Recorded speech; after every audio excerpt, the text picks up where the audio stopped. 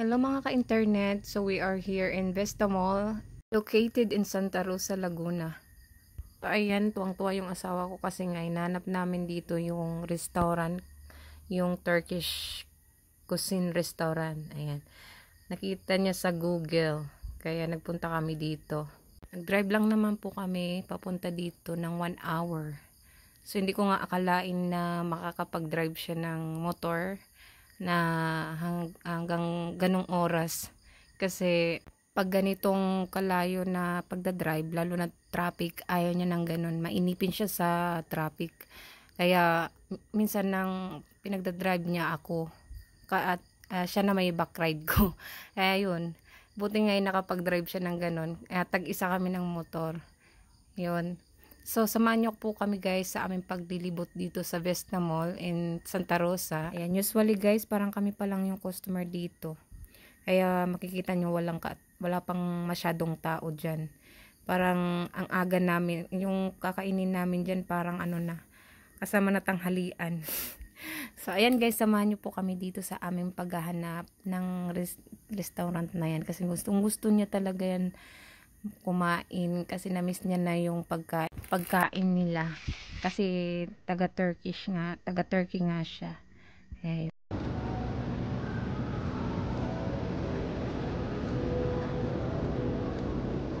Saan ba yun? Ayan!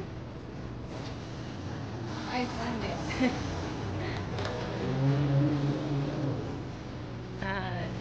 Here. This one? Yan, here.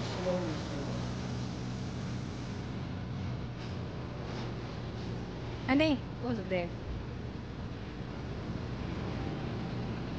So, ayan, nahanap na namin yung hinahanap namin. Kaya pala hindi namin siya mahanap kasi parang ano lang siya.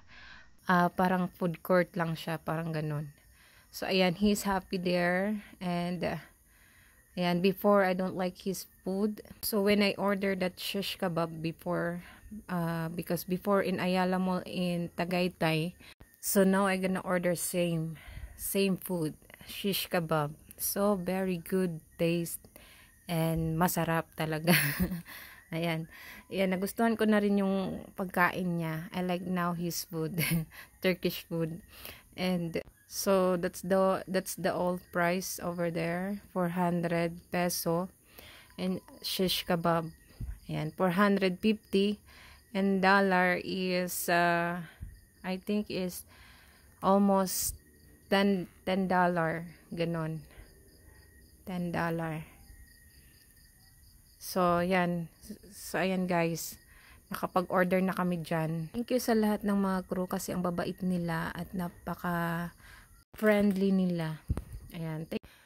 We ordered some 2 shish kebab and I don't know what he ordered, some kind of the drink.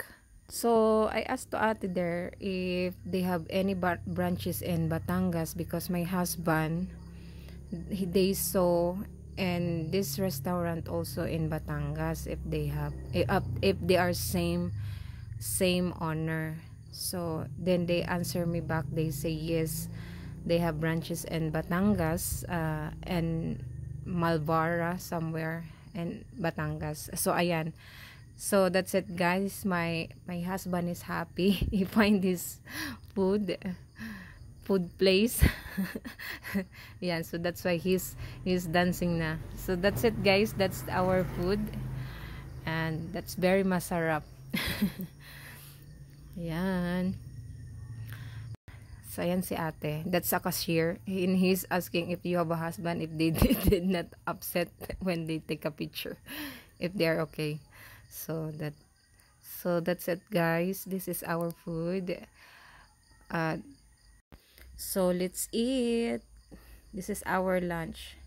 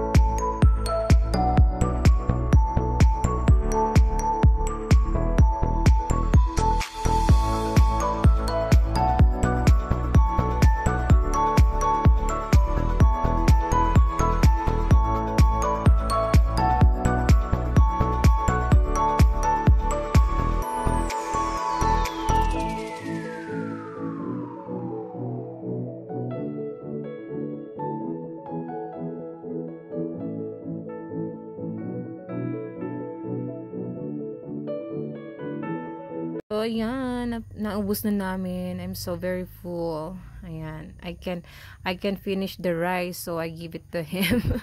Just two spoon left. And so look at his face. I know him. When he finish his food, he is full. He gonna go take a nap because lunchtime. After lunchtime, every time he eat, he's like that.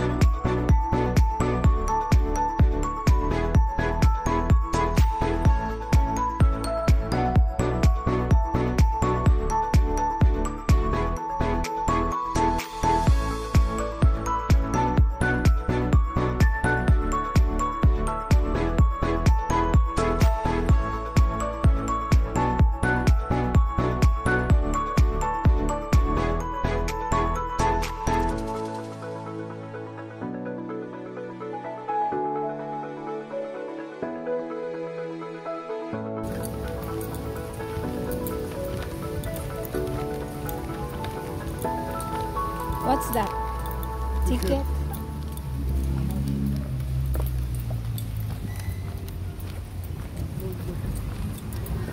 Hat.